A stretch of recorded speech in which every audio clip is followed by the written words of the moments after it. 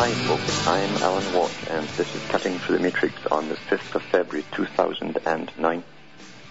For the newcomers, I advise you to go into cuttingthroughthematrix.com, and on the website you can download as many audios as you wish to do of previous talks I've given over the years on history, basically, the history that's not published in the school books that you get.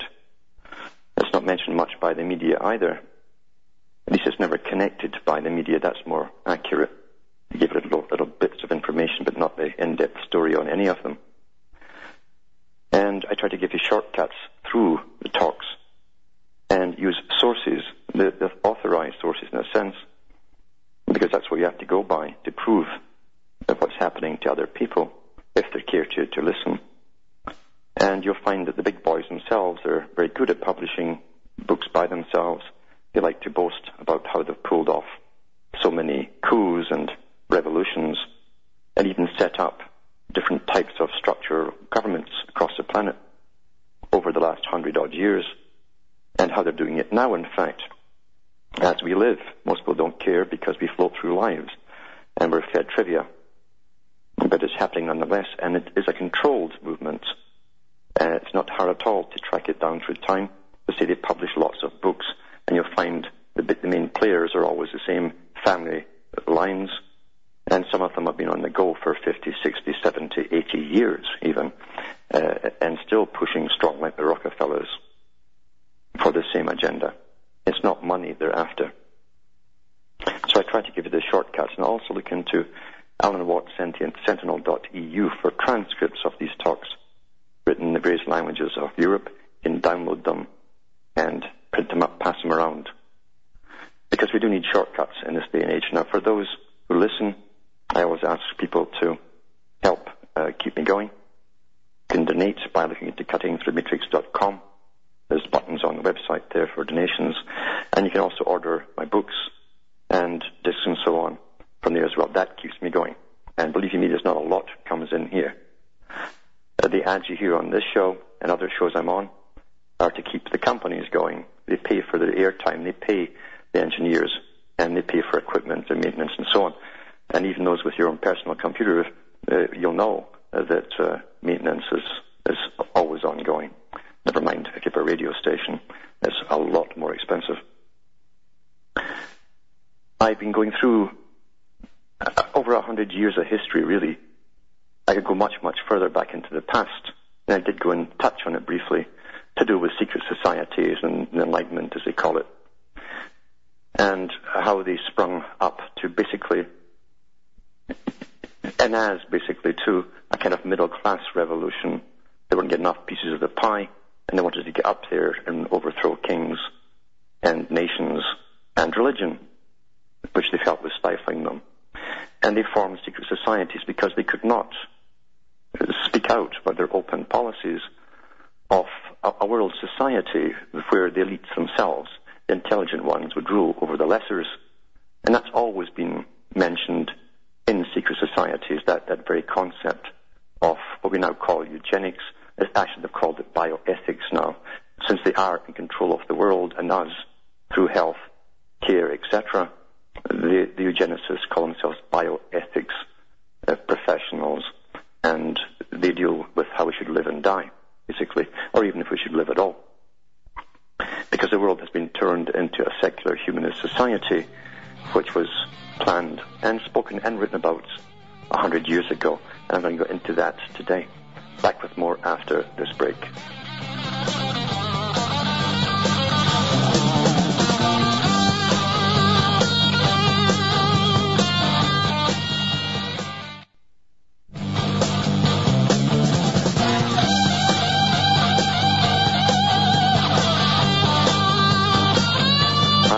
I'm Alan Watt, and we're cutting through the matrix.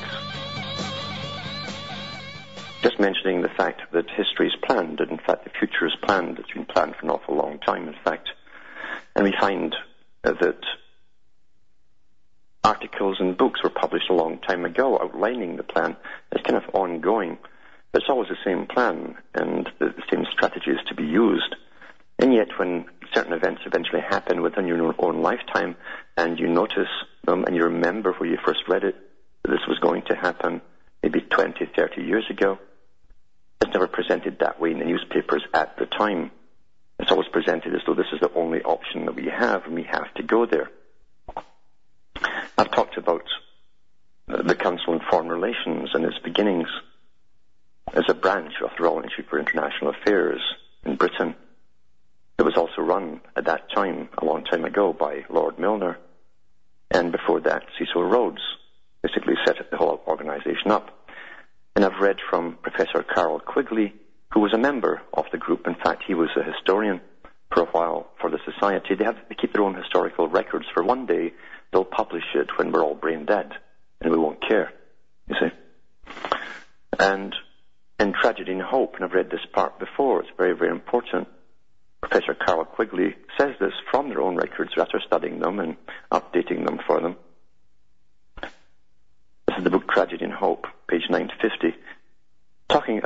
He was talking about the fact that most people get confused. They think that this collection of bankers and of very wealthy families, old established families, all working together, people think they're communists.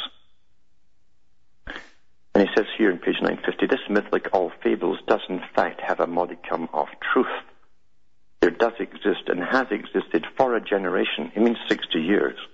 This is printed in the 60s. An international Anglophile network which operates to some extent in the way the radical right believes the Communists act. In fact, this network, which we may identify as the round table groups, that's one term they use, they do have round table groups, has no aversion to cooperating with the Communists or any other groups. And they did that in the past too. They set up and helped work with the fascists. So frequently does so. I know of the operations of this network because I've studied it for 20 years and was permitted for 2 years in the early 60s to examine its papers and secret records. And I remember Professor Quigley was an advisor to the State Departments and different departments in the U.S. government and to the military as well, because you must understand your enemy in the military. And he was a historian. He understood the histories of different peoples, their weak points and so on, the social society, their belief systems. He says, I have no aversion to it or to most of its aims, and have for much of my life been close to it and to many of its instruments, because they have many front organizations. He says, I've objected both in the past and recently to a few of its policies, notably to its belief that England was an Atlantic rather than a European power and must be allied or even federated with the United States and must remain isolated from Europe. Well, that's all altered now. But it says, in general, my chief difference of opinion is that it wishes to remain unknown, and I believe its role in history is significant enough to be known. And it's said so simplistically there and underrated in a sense, because other books and other historians have gone into these groups without even putting the groups together. And they've shown that these characters, and the bankers too, who are all part of it, have funded all sides of every war. And it's not because they just want to profit from them, it's to bring out a certain kind of global structural society. It's quite fascinating. So the round tables groups have already been mentioned in this book several times, notably in connection with the formation of the British Commonwealth. That was to be the nucleus of it, still is in a sense. And the discussion of appeasement in chapter 12, the Cliveden set. They had different sets and circles. One of them was called the Cliveden set. At the risk of some repetition, the story will be summarized here because the American branch of this organization, sometimes called the Eastern Establishment, is actually the CFR now, has played a very significant role in the history of the United States in the last generation. Round table groups were semi-secret discussion and lobbying groups organized by Lionel Curtis, Philip H. Kerr, who was Lord Lothian, and Sir William S. Marris, 1908-1911. This was done on behalf of Lord Milner, the dominant trustee of the Rhodes Trust in the 2 decades, 1905 to 1925. What he mentions here is what he wants you to know, being a member, because he doesn't mention that Lord Milner was also one of the biggest bankers in England. And he was also, by the way, he took over the trustee of the Rhodes Scholarship and worked it with Lord Rothschild, because Rothschild was actually left the will for Cecil Rhodes for world government and training Rhodes scholars for how to bring in world government. And it's still going on today. But it's quite fascinating, because when you go into other books on this, you'll find, like Professor Anthony Sutton. Anthony Sutton wrote Wall Street and the Bolshevik Revolution. He also wrote Who Financed Hitler? And he came away with a different idea that was just bankers doing it because they hate having empires, different empires at war with each other. It's bad for business. And yet he doesn't really realize what he's got his hands on in all his investigations, because he mentions all the same names that belong to the CFR and the Royal Institute for International Affairs, and all the same bankers and foundations that fund the wars in his own books. It's all the same people. And these are the same people, as I mentioned before, the same families you'll find in the CIA. And before that, they were in the OSS. And in the British side, they were in MI5 and MI6. In Wall Street and the Bolshevik Revolution, he goes in how the Wall Street companies, which again were mainly funded and pushed by the front organizations, like the Rockefeller Group, were financing the setting up of the Bolsheviks. They financed them. From the beginning, Russia was financed from the West, from its birth, as a Soviet empire, or Bolshevik turned Soviet, right through to a supposed collapse. It could not even feed itself. And he mentions on page 164, this is Professor Sutton, or Anthony Sutton, of Wall Street and the Bolshevik Revolution. He says, United Americans formed to fight communism. Now, I've warned people before about big groups that you think are going to oppose that, which you oppose, and so you join them. They set them up in advance. And here's an ideal tactic right here. He says, and this is important to today because they're using the same tactics today. You always use the same tactics, as Plato said, because they'll always work again if they worked before, if you introduce them in the same formula. He says, in 1920, an organization called United Americans was founded. It was limited to citizens of the United States and planned for 5 million members, whose sole purpose would be to combat the teachings of the socialists, the communists, the IWW, the Russian organizations, and radical farmers' societies. In other words, United Americans was to fight all those institutions and groups believed to be anti-capitalist. The officers of the preliminary organization established to build up United Americans, this great patriotic group, were Alan Walker of the Guaranty Trust Company. If you listen, you'll hear the same companies and foundations that Professor Quigley was talking about. Daniel Willard, president of the Baltimore and Ohio Railroad, H&H Westinghouse of Westinghouse Air Brake Company, Otto H. Kahn of Kuhn, Loeb and Company. That was set up really as a Rothschild front. And American International Corporation. These Wall Streeters were backed up by assorted university presidents and Newton W. Gilbert, former governor of the Philippines. Obviously, United Americans was at first glance exactly the kind of organization that establishment capitalists would be expected to finance and join. Its formation should have brought no great surprise. But on the other hand, as we've already seen, these financiers were so deeply involved in supporting the new Soviet regime in Russia, although this support was behind the scenes. Now listen to this, recorded only in government files and not to be made public for 50 years. In a free society, you think you've ever been free?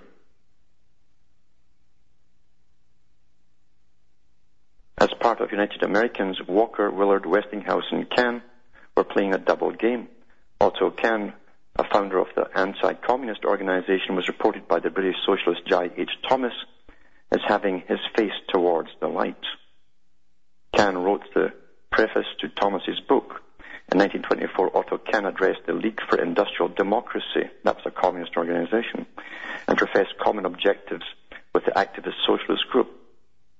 The The Baltimore and Ohio Railroad, Willard's employer, was active in the development of Russia during the 1920s.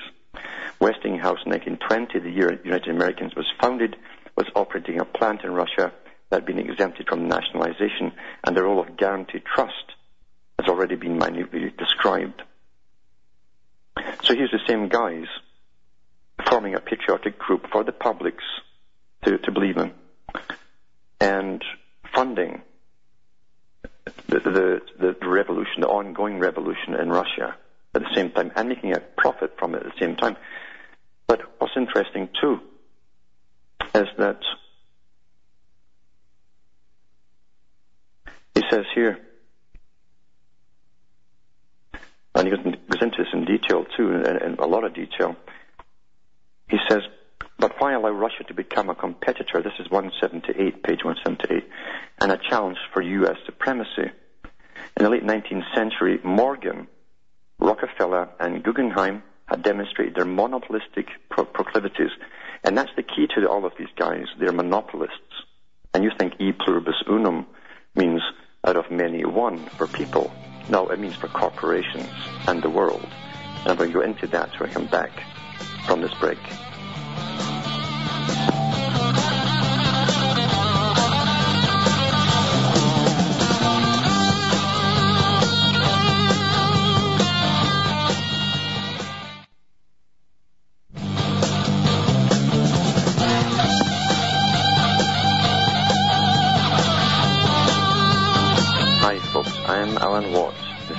Through the Matrix. Just putting a few books together to show you how it's all interconnected and how knowledge is truly scattered, and even people who are bookworms and real detectives like Anthony Sutton kind of miss the mark at times. They get all the facts right, but they come to sometimes the wrong conclusions because they don't know about the other books as well. They miss some books and they come to their own conclusions thinking it's all about money and simply power. But remember, going back to Carroll Quigley, he talked about the group that started off as a Cecil Rhodes Foundation that was already chartered by the British Crown and the backing of the British Empire, in a sense. It would work outside of politics. You could bypass politics. Margaret Thatcher said she belonged to the group that came out of it, the Royalty for International Affairs. She said, we constitute a parallel government worldwide. It's not answerable to the public. Democracy is too slow. We can't get things done because people are arguing all the time. So they have plans made. They want to have them carried out, so they bypass democracy altogether.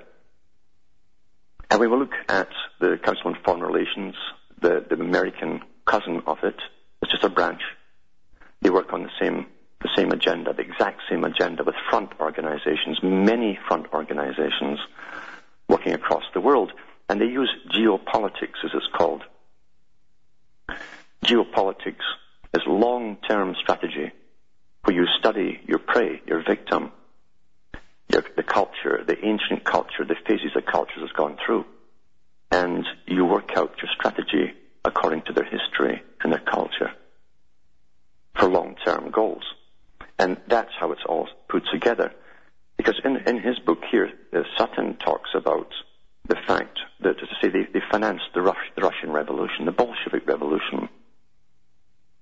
It's a few bankers, big bankers with foundations as well, on to philanthropy, of course, all philanthropists. And they did it, of course, to bring world peace, they called it, world peace. But they also wanted world socialism. Actually, they wanted collectivism. But they also profit massively from it because whatever they give into a country in money, they take out 100-fold or more. He says here, this is Sutton on 173 of this book, the gigantic Russian market was to be converted into a captive market and a technical colony to be exploited by a few high-powered American financiers and the corporations under their control. It says here, what the Interstate Commerce Commission and the Federal Trade Commission under the thumb of American industry could achieve for that industry at home, a planned socialist government could achieve for it abroad. getting suitable support and inducements from Wall Street and Washington, D.C. And he has all the records here, by the way. He doesn't just guess at this stuff. He's got it all from the government. As I say, they kept it secret for 50 years. What do you think they're keeping secret from you now? About the Vietnam War and the Korean War and all the rest of it. They're still under wraps.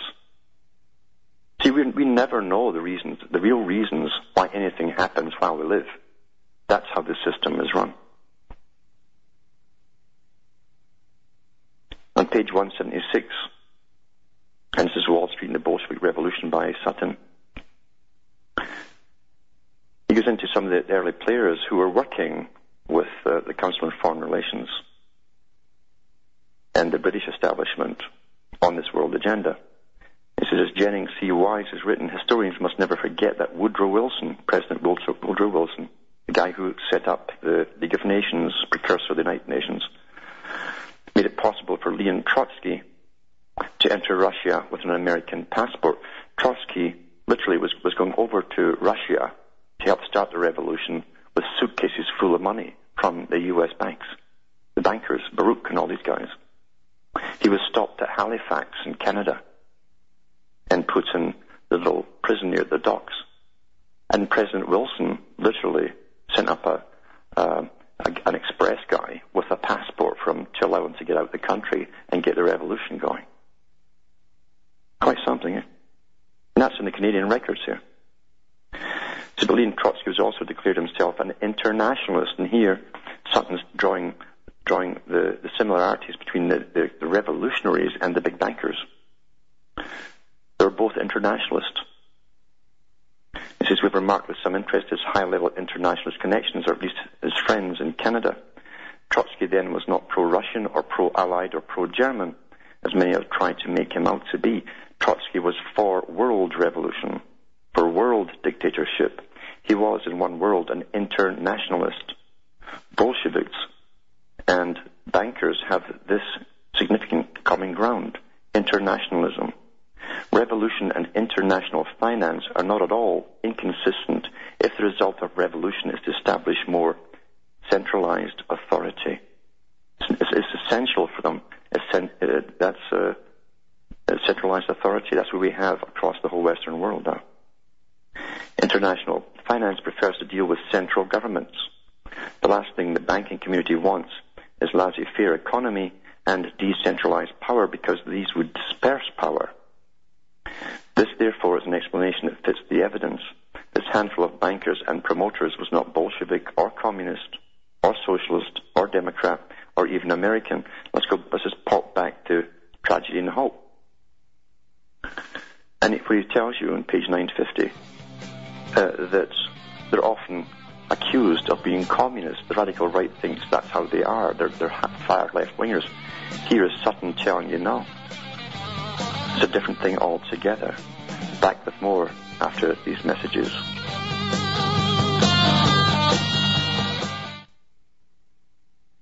You're listening to the Republic Broadcasting Network, because you can handle the truth.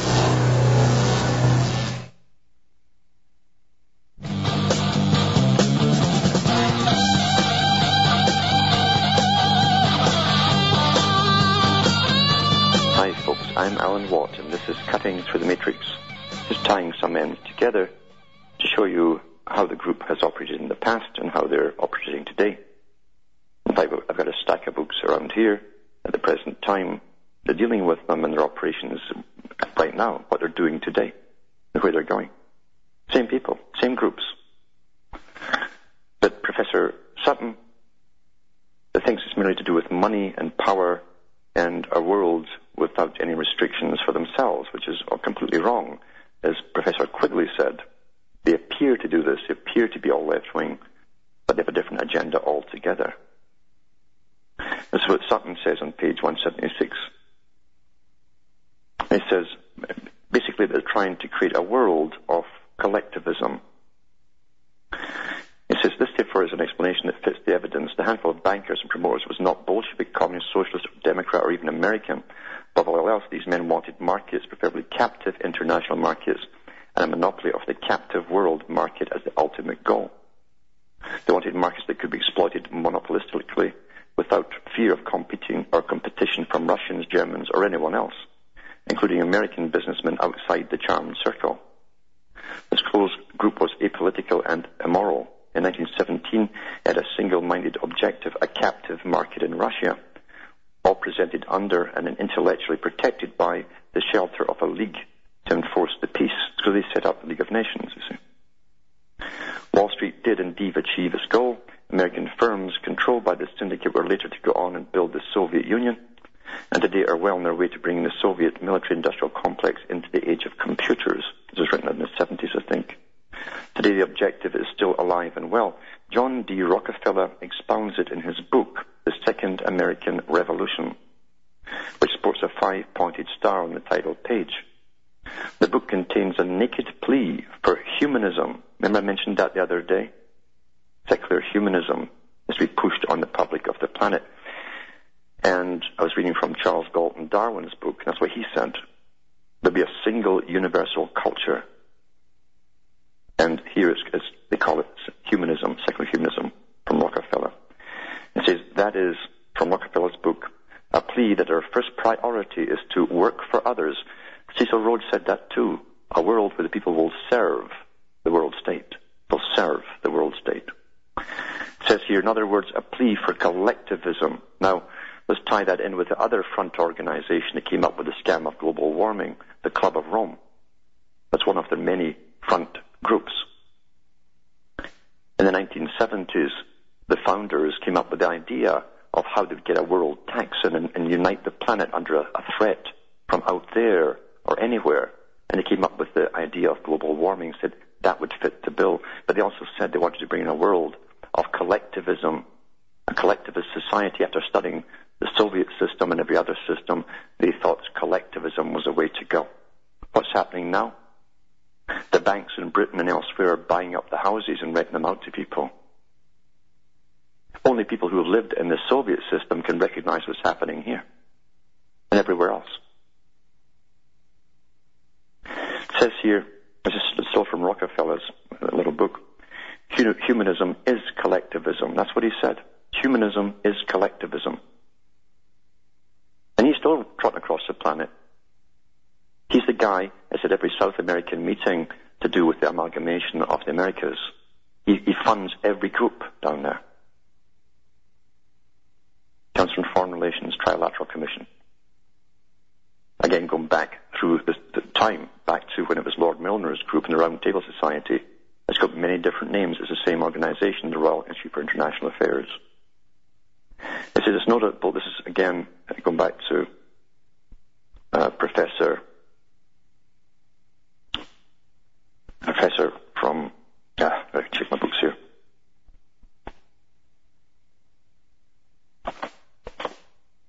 Anthony Sutton. I've got 4 books in front of me. It says here, it's notable that the Rockefellers who have promoted this humanistic idea for a century have not turned their own property over to others. Presumably it is implicit in the recommendation that we all work for the Rockefellers. Rockefeller's book promotes collectivism under the guises of cautious conservationism and the public good, because of the public good. It is in effect a plea for the continuation of the earlier Morgan Rockefeller support of collectivist enterprises and mass subversion of individual rights. What was it they said the other day? From Galton Darwin's book, he says, we must end individualism. What does the United Nations say? They've got to end individualism. Subversion of individual rights. From Sutton's book. In brief, the public good has been and is today used as a device and an excuse for self-aggrandizement by an elitist circle that pleads for world peace and human decency.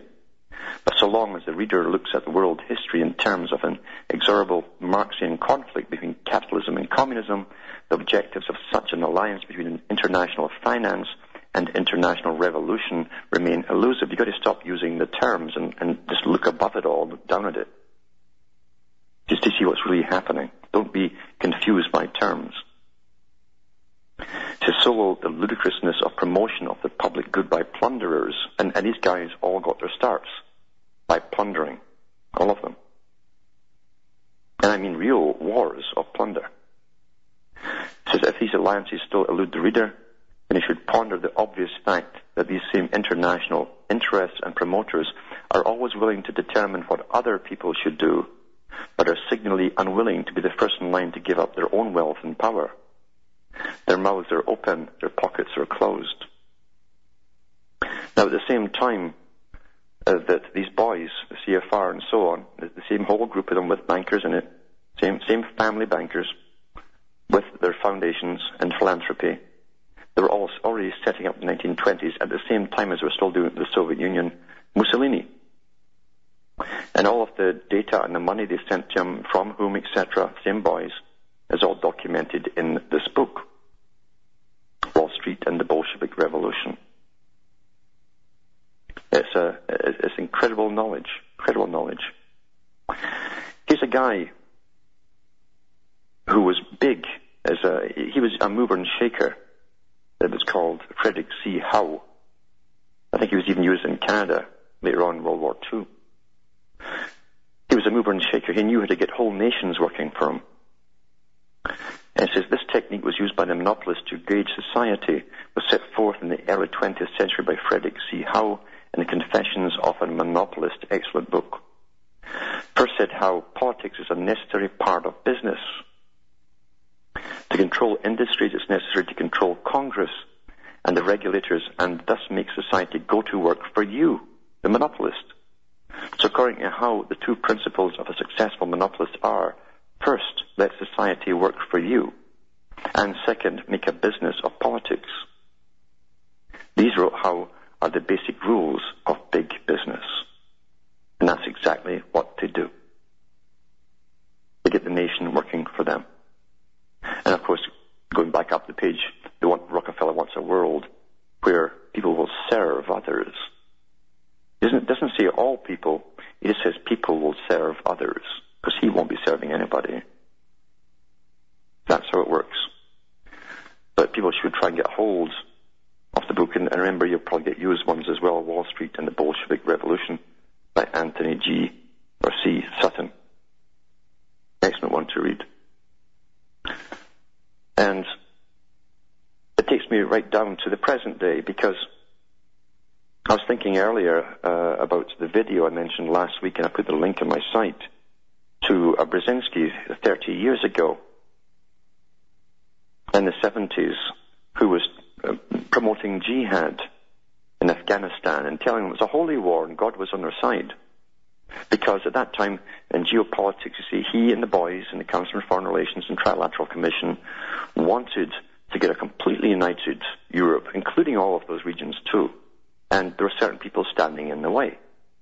So how do you get it all changed? Get a war going with Russia.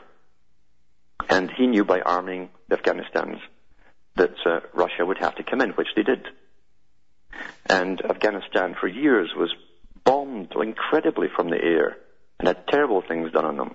I remember seeing in the papers when Britain, MI6 and so on was putting all the propaganda out, they were declaring the heroes of Afghanistan. They showed you these tribesmen emerging from shelters in the mountains, and there was all these unexploded bombs all over the place stuck in the ground from a raid. And then these guys would dismantle the bombs and take all the explosives out of them and use them. So they were the heroes then, you see. So Brzezinski and others, the guy who was still behind Obama and playing the world, playing with China and so on, long-term strategy, knew what he was doing.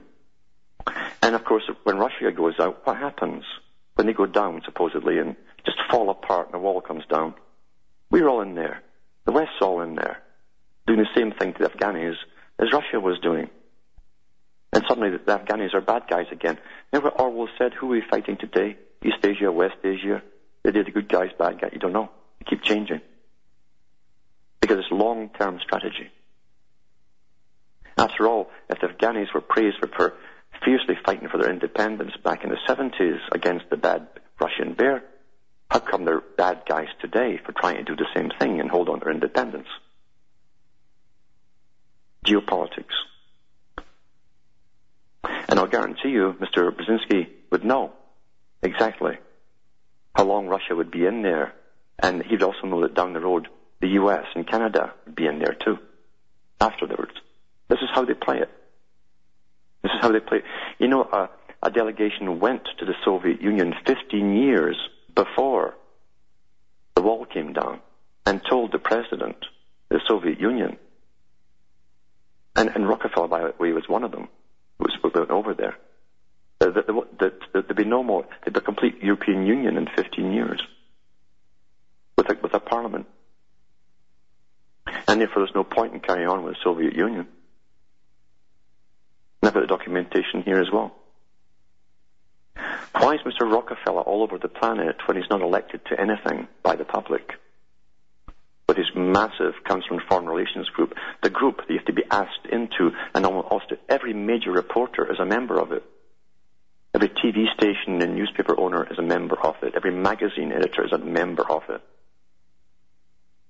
I don't know how many politicians are members of it. And we think we've got democracy. Here's a book you should look at. It's called Zbigniew Brzezinski, America and the World, moderated by David Ignatius, and it's by Brent Scowcroft. Now you can tell by the back page, it's for the public to believe in. It's like one of these question and answer things they've worked out amongst themselves, because it gives you Brzezinski, formerly President Carter's National Security Advisor at the NSA, Council and Trustee at the Center for Strategic and International Studies and Professor at Johns Hopkins University.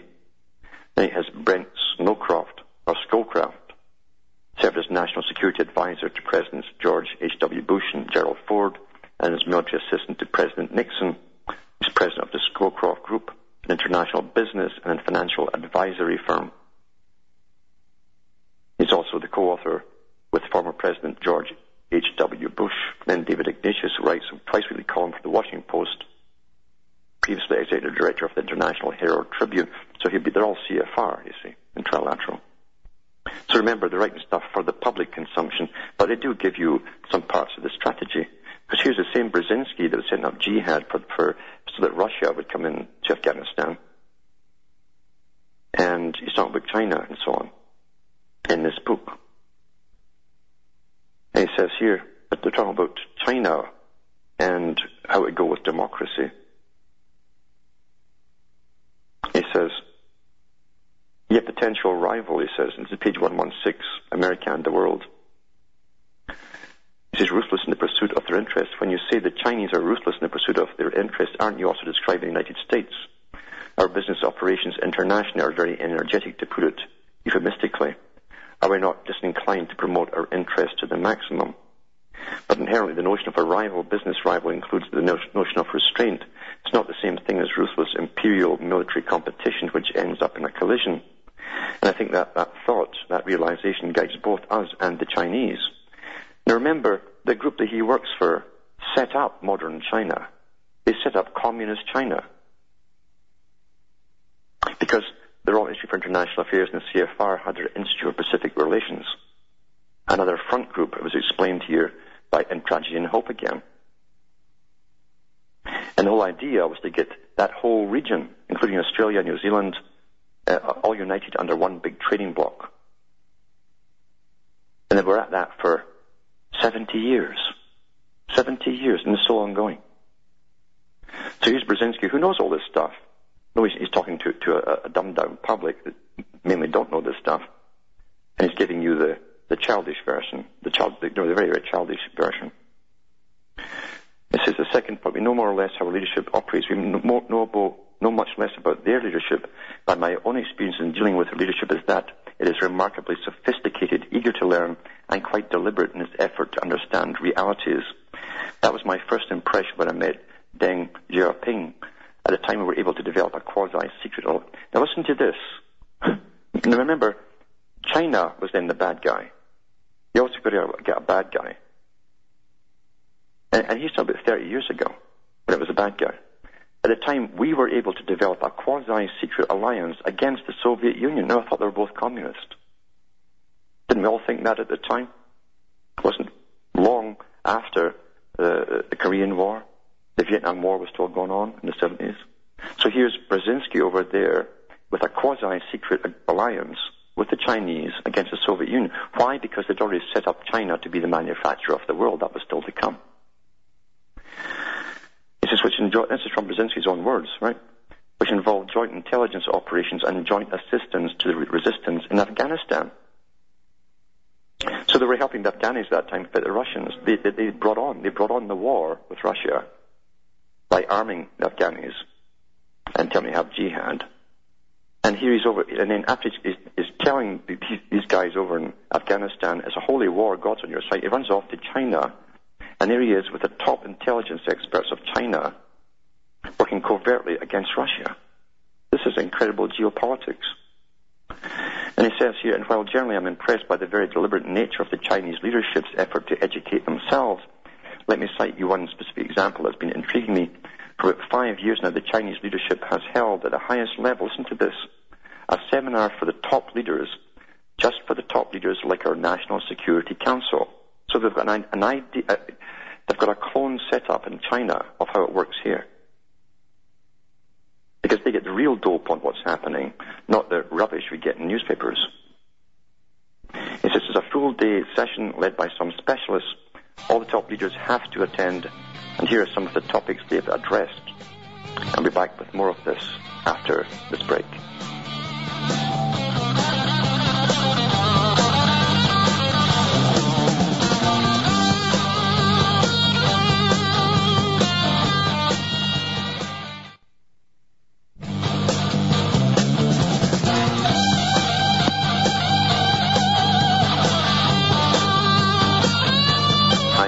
I'm Alan Watt, and this is Cutting Through the Matrix, just tying a few books together, which only reinforces that which I've already been saying. That a long time ago, a particular group arose, comprising of very, very important, incredibly rich people, bankers, with all the top aristocratic families of Britain and the US, initially. That's where it started. But now it's a club across the planet of all elites, you see, going into a world society of a collectivist nature, with all of the trends set out that would happen by Charles Galton Darwin, including depopulation and so on. Long-term strategy, geopolitics. And continue with Brzezinski here in the book America and the World. He says that this session is just for the top leaders of China, very secretive, just the same as they have in the US. Stuff they don't put in the papers doesn't get mentioned to Congress.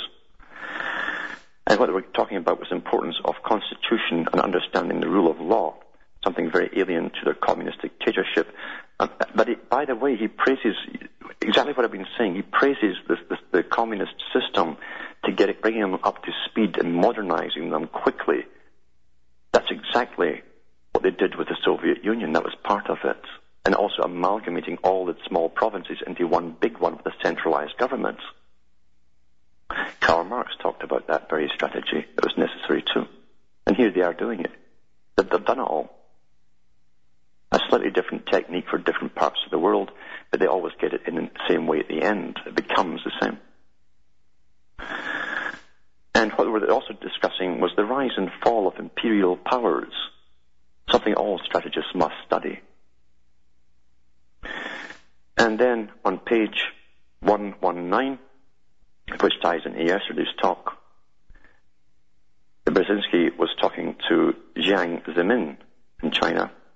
It says, just a footnote to what Brent said, and then an answer to your question. When I was last in China a couple of months ago, a dinner was given for me by Jiang Zemin, the former president. I asked him, what's the biggest problem you face in China? And he said, too many Chinese. He says, in a way, that's a good answer.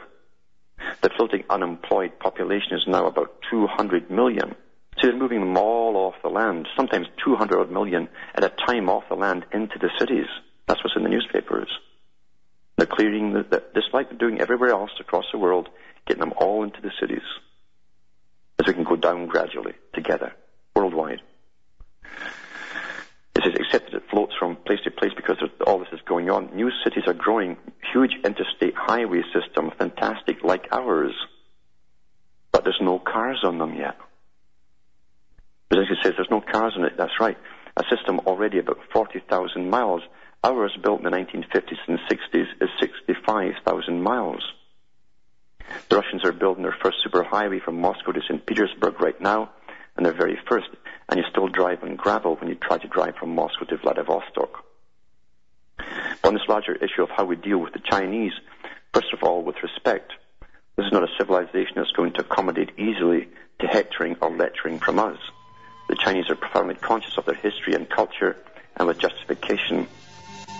I shall continue with this maybe tomorrow, because China isn't ruling China. China was set up by the West, and it's still being managed by guys like Brzezinski and others of his kind who deal with them. We set up the modern China, and we didn't know it. So that's it from Hamish and myself tonight from Ontario, Canada. It's good night, and may your God or your gods go with you.